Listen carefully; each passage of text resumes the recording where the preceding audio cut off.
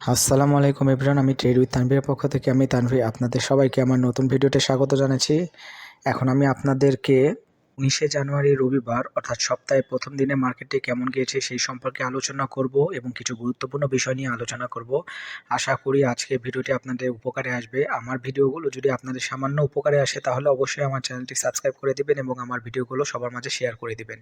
আমি ইতিমধ্যে অনেক ভিডিও অ্যানালিসিসমূলক অনেক শেয়ারে অ্যানালিসিসমূলক ভিডিও দিয়েছি। আপনারা চাইলে সেই ভিডিওগুলো আমার চ্যানেল থেকে দেখে আসতে পারেন অথবা এই ভিডিও ডিসক্রিপশন বক্সে লিঙ্কগুলো দিয়ে রাখবো, চাইলে সেখান থেকেও দেখে আসতে পারেন। তাহলে চলুন আর কথা না বাড়িয়ে মূল ভিডিওতে যাওয়া যাক।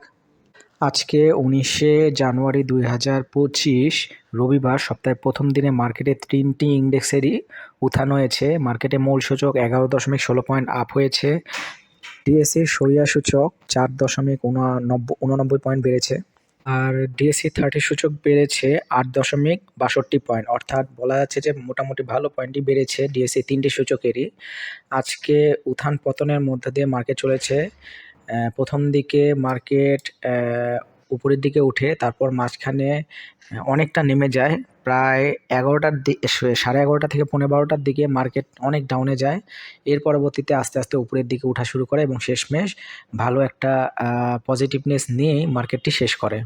আজকে বেশ কিছু কোম্পানি হল্টের অবস্থায় ছিল। আজকে গেইনারের দিক থেকে বলা যায় যে ইন্স্যুরেন্স সেক্টর এবং কিছুটা টেক্সটাইল সেক্টরও ভালো করেছে। ইন্স্যুরেন্স সেক্টর অনেক ভালো করেছে, কিছুটা টেক্সটাইল সেক্টরও ভালো করেছে।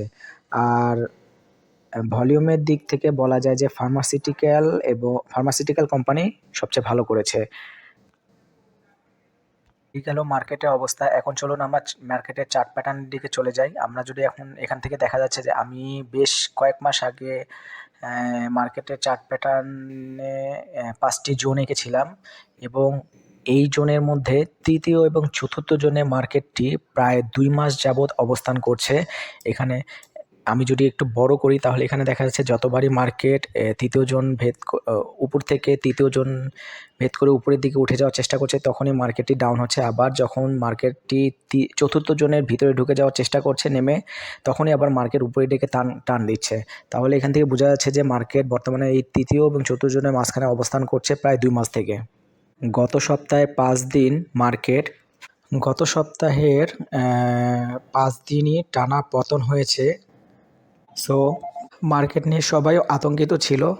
এই গত ভিডিওতে দিয়েছিলাম যে লাস্ট দিনে অর্থাৎ বৃহস্পতিবারে যে রকম ক্যান্ডেল একটা ক্রিয়েট হয়েছিল, সেই ক্যান্ডেলটি আমার যে চতুর্থ জোন রয়েছে ঠিক চতুর্থ জোনের আশেপাশেই ক্যান্ডেলটি ক্লোজ করে ওই দিনকে।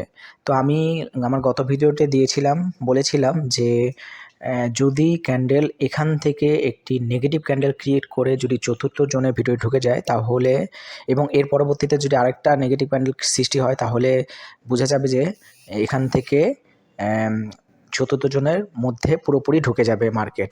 তো তখন যদি এরকম হতো তাহলে চতুর্থ জোনের ভিতরেই ঘোরাফেরা করতো। তো আজকে যেহেতু, এবং আমি বলেছিলাম যদি এখান থেকে পজিটিভ ক্যান্ডেল ক্রিয়েট করে তাহলে বোঝা যাবে যে মার্কেট আবারও সেই আগের মতো তৃতীয় এবং চতুর্থ জোনের মাঝখানে অবস্থান করতে চলেছে। তো আজকে যেহেতু একটা পজিটিভ ক্যান্ডেল ক্রিয়েট করেছে, সো আমি আবারও আমার যেই 4টি জোনের মধ্যে 5টি জোন আঁকা হয়েছে তার মধ্যে আমি যে বলেছিলাম যে তৃতীয় এবং চতুর্থ জোনের মাঝখানে মার্কেটটি অবস্থান করছে, তো আরও একবার এই কথাটি সত্যি হচ্ছে যে মার্কেটটি আবারও তৃতীয় এবং চতুর্থ জোনের মাঝখানেই অবস্থান করতে চলেছে। যেহেতু মার্কেটটি চতুর্থ জোন ব্রেক করে নিচে নামে নাই বা নিচের ভিতরে ঢুকে অবস্থান করে নাই, সো আজকে যেহেতু পজিটিভ ক্যান্ডেল ক্রিয়েট করেছে, সো বলাই যায় যে মার্কেটটি এই তৃতীয় এবং চতুর্থ জোনের মাঝখানেই আরও বেশি কিছুদিন অবস্থান করবে এবং মার্কেটটি তখন উপরের দিকে ওঠার চেষ্টা করবে এবং তৃতীয় জোন পর্যন্ত ওঠার চেষ্টা করবে। যতদিন পর্যন্ত না মার্কেট তৃতীয় জোন ব্রেক করে উপরে উঠে যায় এবং পরপর দুটি পজিটিভ ক্যান্ডেল ক্রিয়েট করে, ততদিন পর্যন্ত বলা যাবে না যে মার্কেটটি এই তৃতীয় এবং চতুর্থ জোনের মাঝখান থেকে আপট্রেন্ডে চলে গেছে। তো এখন বর্তমানে মার্কেটটি চতুর্থ জোনের ভিতরে যেহেতু ঢুকে নাই, তাহলে বলা যাচ্ছে যে মার্কেটটি আগের মতোই সেই সেমভাবে পার্শ্ববর্তী এলাকায় অর্থাৎ পাশাপাশিভাবে তৃতীয় এবং চতুর্থ জোনের মধ্যেই অবস্থান করবে।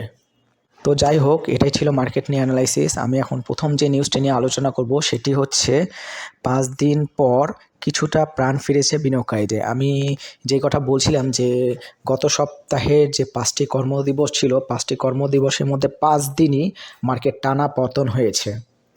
তো এই টানা পতনের ফলে মার্কেটে যারা বিনিয়োগকারী ছিলেন তাদের মধ্যে একটা অসন্তোষ কাজ করছিল এবং তাদের মধ্যে হতাশা বিরাজ করছিল। সো আজকে যেহেতু আজকে সবাই বলছিলেন যে ব্ল্যাক সানডে হিসেবে এই কথাটা উঠে আসছিল যে যেহেতু গত সপ্তাহে 5 দিনই পতন হয়েছে, সো আজকে ব্ল্যাক সানডে হতে পারে, আজকে অনেক বেশি পতন হতে পারে। যদি আজকে পতন হতো এবং আগামীকাল অর্থাৎ সোমবারে পতন হতো তাহলে কিন্তু মার্কেটের অবস্থা খারাপ হতো, কারণ মার্কেট তখন চতুর্থ জনের ভিতরে ঢুকে যেত। তো যেহেতু এটা হয় নাই, সো আজকে একটা পজিটিভ একটা নিউজ যে আজকে মার্কেট পজিটিভ হয়েছে। সো আবারও বলা যাচ্ছে যে তৃতীয় এবং চতুর্থ জনের মাঝখানে অবস্থান করবে মার্কেটটি। সো এই যে 5 দিন পর কিছুটা প্রাণ ফিরেছে বিনিয়োগকারীদের, এই আলোচনাতে এই কথাই বলা হয়েছে যে আবার নতুন করে প্রাণ ফিরেছে বিনিয়োগকারীদের মধ্যে, আবারও আশায় বুক বাঁধছেন বিনিয়োগকারীরা। যাই হোক, এটা ভালো একটা নিউজ। তো আমি এখন পরবর্তীতে যে নিউজটি নিয়ে আলোচনা করব সেটি হচ্ছে শেয়ার দর অস্বাভাবিক বাড়ায় ডিএসসি সতর্কতা। আবারও ডিএসসি একটা কোম্পানি নিয়ে সতর্কতা দিয়েছেন, সেটা হচ্ছে খুলনা প্রিন্টিং অ্যান্ড প্যাকেজিংয়ের এই শেয়ারটি নিয়ে। এই শেয়ারে আসলে অনেক হাই রেঞ্জে চলে গেছে। সো যেহেতু এটা এই শেয়ারটির দাম অনেক বেশি বেড়ে গেছে, সো ডিএসসি একটা সতর্কতা বার্তা জারি করেছে বিনিয়োগকারীদের সচেতন করার জন্য। যাই হোক, বাকিটা বিনিয়োগকারীদের ইচ্ছা। এখন আমি পরবর্তীতে যে নিউজটি নিয়ে আলোচনা করব সেটি হচ্ছে 17ই জানুয়ারি লেনদেনের শীর্ষ 10 শেয়ার, অর্থাৎ আজকে লেনদেনের শীর্ষ থাকা 10টি শেয়ারগুলো হলো এডিয়ান টেলিকম, এশিয়াটিক ল্যাব, তারপর রয়েছে Khan brothers, Orion infusion, Aftab auto, fine foods, central pharma, midland bank এবং কোহিনুর কেমিক্যালস। আপনারা চাইলে এই শেয়ারগুলোর দিকে নজর রাখতে পারেন। এখন আমি লাস্ট যে নিউজটি নিয়ে আলোচনা করবো সেটি হচ্ছে 17ই জানুয়ারি ব্লক মার্কেটে 5 কোম্পানি বড় লেনদেন। তো আজকে 17ই জানুয়ারি রবিবার ব্লক মার্কেটে যে 5টি কোম্পানির আধিপত্য ছিল সেই 5টি কোম্পানিগুলো হলো advance chemical industry, এডিয়ান telecom, Midland bank, আলিফ ইন্ডাস্ট্রিজ এবং রিলায়েন্স মিউচুয়াল ফান্ড। আপনারা চাইলে এই শেয়ারগুলোর দিকে নজর রাখতে পারেন। তো যাই হোক, মার্কেটে এখন আবার কিছুটা আশা ফিরেছে, যেহেতু আজকে পরপর 5 দিন নেগেটিভ থাকার পরে আজকেও নেগেটিভ দেয় নাই। সো আজকে পজিটিভ একটা দিয়েছে এবং মার্কেটটি আবারও পুনরায় তৃতীয় এবং চতুর্থের মাঝখানেই ঘোরাফেরা করার একটা সম্ভাবনা রয়েছে। সো মার্কেটে একটি পজিটিভ একটা নিউজ আজকে হলো। তো আশা করছি মার্কেট দ্রুতই ভালো করবে।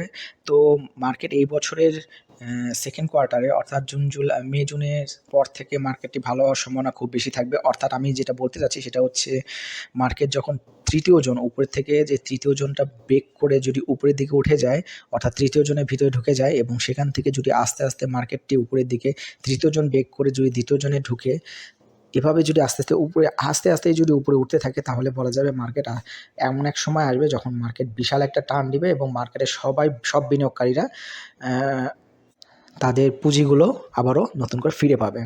তো যাই হোক, আশা করছি মার্কেটে এই অবস্থা দ্রুতই আসবে। সো আজকে এই পর্যন্তই। সবাইকে আমার নতুন ভিডিওগুলো দেখার আমন্ত্রণ জানাচ্ছি এবং আমার চ্যানেলে অনেকগুলো অ্যানালাইসিসমূলক ভিডিও রয়েছে, আপনারা চাইলে সেগুলো দেখতে পারেন। সো আজকে এই পর্যন্তই, সবাইকে ধন্যবাদ জানাচ্ছি।